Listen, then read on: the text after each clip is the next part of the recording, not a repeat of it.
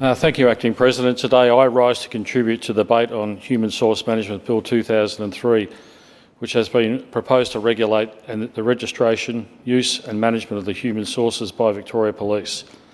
As the member for Lavin and the member in the other place, Ms Connolly, said last sitting week on a debate on a different bill, the Heritage Amendment Bill, which we'll get to later in this sitting day, this bill was introduced into Parliament last Parliament before the election. So it is important that we go and get on with it and get it done. In fact, the previous government, our government, introduced a substantially similar piece of legislation in the Legislative Assembly on the 16th of August 2022. But the bill lapsed, unfortunately, due to the Parliament dissolving for the 2022 state election campaign on the 21st of September 2022. The bill aims to provide a clear framework for police to obtain and use information for human sources. According to the report glossary, or definition of terms used in the Royal Commission into the Management of Police Informants Annual Progress Report 2020 to 2021, a human source is and here is the quote, a person who covertly gives information to police about crime or people involved in criminal activity, usually with an expectation that their identity will be kept confidential, end quote. In other words, and something that is more commonly known in the media, wider public and general conversation, a human source is also referred to as an informer or an informant. But why is this definition of the bill is all about?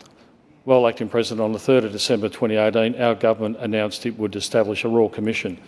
Royal Commissions are big deals, as everyone knows, and this inquiry would take place into Victoria Police recruitment and management of human sources, subject to, of course, legal obligations, confidentiality or privilege.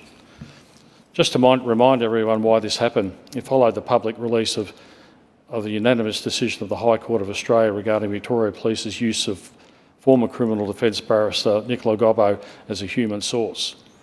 This bill aims to implement the recommendations of this Royal Commission. In fact, the bill delivers 25 recommendations of the Royal Commission into the management of police informants. And just a reminder, our government has committed to implementing the 111 recommendations found in the report. I understand and recognise from reading the Hansard reports of the debate in the Legislative Assembly that members from the other place, namely those of the member for Malvern, Mr O'Brien, and the member for Berwick, Mr Batten, have raised concerns about the bill, stating that it seeks to change the basis of the state's criminal justice system. They claim that it will regularise what is fundamentally corrupt.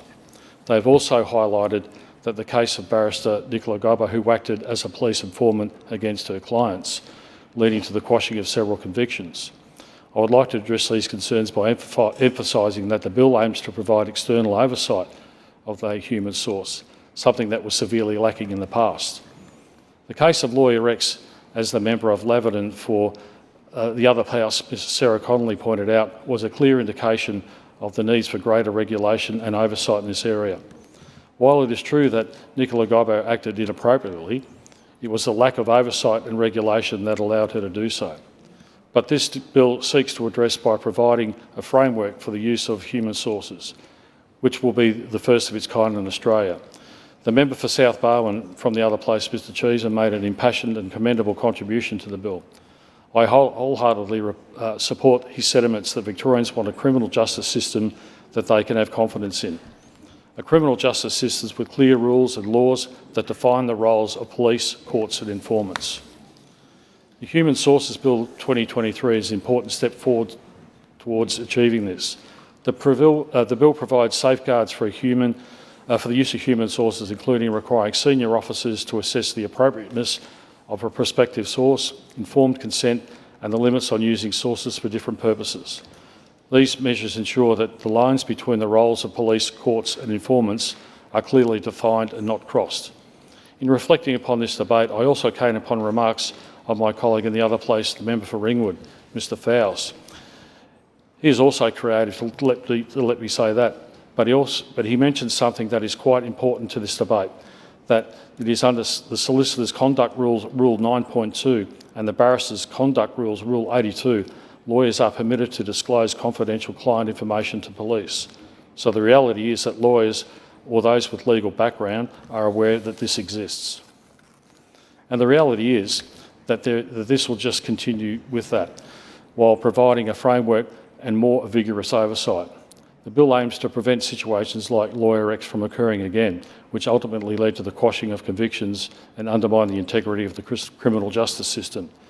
The provisions in the bill protect the rights of individuals while ensuring that police can use human sources effectively in the investigation and prosecution of crime. Before I touch on the massive scale of consultation that the government has undertaken to prepare this bill, I want to say that the member for the other place, namely the member for Berwick, Mr Batten, calls for more consultation is misguided. The government has engaged in consultation throughout the development of this bill, including the recommendations of the Royal Commission into the management of police informants. While it is true that some organisations and people do not trust the bill, it is important to remember that there will always be differing opinions on any matter of public policy. The government has considered these concerns raised and provided appropriate oversight and regulation in this bill to address these concerns. So on consultation, with any piece of important legislation, the government consults extensively, and it is appropriate to do so to craft the best piece of legislation. In this case, the Department of Justice and Community Safety has been consulted extensively. From my understanding, this includes Victoria Police, the Independent Broad-Based Anti-Corruption Commission, the Public Interest Monitor and the Police Informants Royal Commission Implementation Monitor, which clearly creates reports on the progress and implementation of the Royal Commission. These stakeholders largely support the bill. On top of that, the Department of Justice and Community Safety has consulted with the Commission for Children and Young People, Victorian Legal Aid and the Commonwealth Attorney-General's Department on the parts of the bill that are relevant to their area of expertise and authority. Consultation also included regular meetings and the implementation task force recommended by the Commission. On top of including some of the members I have just listed, the task force also included the Department of Premier and Cabinet and the Law Institute of Victoria, the Victorian Bar Council, the Office of the Special Investigator, the Office of the Public Prosecutions and the Victorian Legal Services Board and Commissioner. And because we are thorough, we also consulted with some of the relevant agencies from the United Kingdom. That's a lot of consulting. So why human sources? The Commission's found that the use of human sources is a critical tool to prevent, detect and solve crimes, and it's part of VicPol's work. In their final report, they found that approximately 1,200 human sources registration applications were made in a 3-year period, from July 2017 to July 2020. And of those, approximately 3.5% were potentially subject to legal obligations of confidentiality and privilege. That's around 40. But going into the future, these sorts of sources are likely to become more important. Why?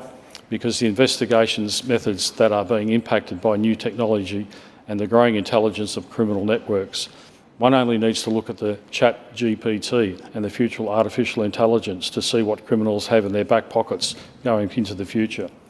So with the reality of human sources sticking around for the long haul, the internal procedures and policies of VicPol regulating human sources must be codified, and that's where this comes in. Although VicPol has made significant improvements to its processes since the events that led to the Royal Commission, our government knows we need to create confidence and clarity in the system. We must ensure that they are appropriately managed.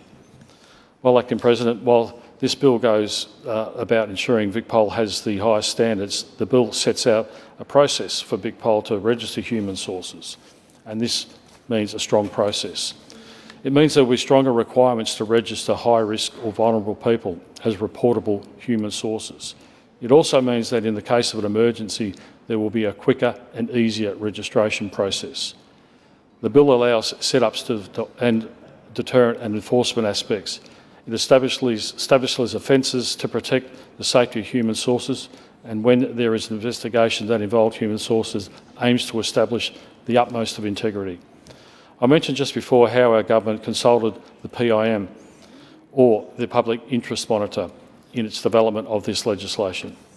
The bill will also provide the monitor with new functions and powers, and the aim to provide VicPol with the information to make appropriate decisions when registering reportable human sources. Additionally, it will provide the Independent Broad-Based Anti-Corruption Commission, or IBAC, with new powers to monitor VicPol's compliance with the bill, other regulations as well as VicPol's internal policies. Indeed, it is an important aspect of this oversight will be VicPol's registration of the human source. Indeed, high-risk human sources, for instance, lawyers must be put through the most stringent registration process with the greatest number of safeguards in place. That is what the Royal Commission recommended. And we are a government in business of following the recommendations of the Royal Commission, just like we did with the Royal Commission of Victoria's mental health system. In this case, as Senior VicPol must assess the risks involved. This office must then decide that registration is appropriate and justified after receiving legal advice. And now the oversight will cover VicPol's application of this process. It will be subject to the oversight and recommendations of the Public Interest Monitor and by IBAC after the registration is made. I'm proud that this bill is building upon the work of the Attorney-General has been making this year. You see, the legislation requires the Attorney-General to report annually to the Parliament by the 30th of November each year on the progress towards implementing the Commission's recommendations. I'm excited for this 30th of November after working with this bill that it will achieve. In conclusion, this bill is simply acquitting the Royal Commission's recommendations. I'm proud that our government is leading the way on this legislation. In fact, it's the first of its kind to be introduced in Australia. Yet another example of the Andrews Labor government being ahead of the curve. This bill also, as it gives the government the power to make regulations that give effect to the bill and the purposes of the bill. The Royal Commission did not recommend that a person should be prohibited from being a human source, but it did recommend the appropriate protections and external oversight arrangements be included in a legislative framework, and that's what we are doing. I'd also like to conclude by associating myself with the remarks of the Attorney-General who made to the Age newspaper yesterday, and that is supported by my comments throughout, and that this organisation was consulted in the development of this bill. As the Attorney-General said, quote, "This bill proposes the most robust police informant management system anywhere in Australia, and that Victorians deserve nothing less to ensure what happened with Ms Gobber can never happen again," end quote, and I agree wholeheartedly. And finally, as the Attorney-General said, when VicPol is rarely allowed to consider registering a lawyer as a police informant, they will be the subject to multiple stages of independent oversight with regular reporting, all of which weren't there before. The Human Sources Bill is an important step towards ensuring the criminal justice system in Victoria is fair and just. The bill provides appropriate oversight and regulations of the human sources, which is essential in preventing situations like Lawyer X from occurring again.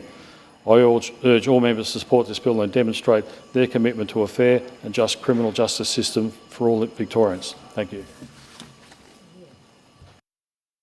Thank you, Mr Berger. Mr McGowan.